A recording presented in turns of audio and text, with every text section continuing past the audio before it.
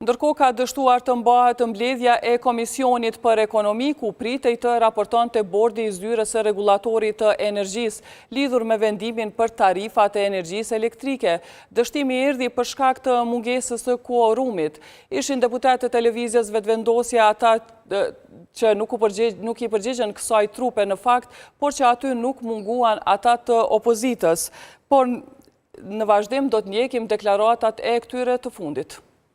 ZRE-ja nuk ka as plan për vitin 2026, nuk ka raport për vitin 2025, nuk na njofton për tarifa gjithashtu, nuk ka pengesa më anë të tregut tjerë që ata i demantojnë edhe vendimet e gjykatës për disa raste. Sektor ky që i cili në mënyrë jashtëzakonisht, të vështirë, po ballafaqohet nga presioni politik që po i bëhet, edhe jo pa fajin edhe të tij.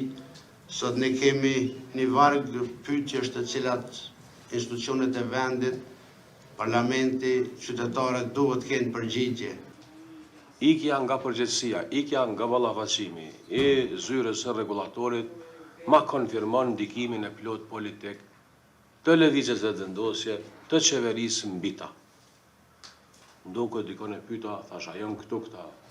ZRE-ja, kryesuesja ma konfirmoi, tha këtu janë, po janë shkuar nalë mas pari. Ata e kanë detyrën me qenë këtu para nesh. Pra, çfarëdo vendimi që merret, çfarëdo ndalje, çfarëdo hetimi që ndodh në zyrën rregullatorit, ajo është me pull. Drejt për drejt, prej qeverisë, e cila siç po shihet, ka ndikim të plot mbi ta dhe parandalon një ballafaqim bukur të rëndësishëm të temave që ngritën kolegët më herët, të cilat nuk duhet i përsëris.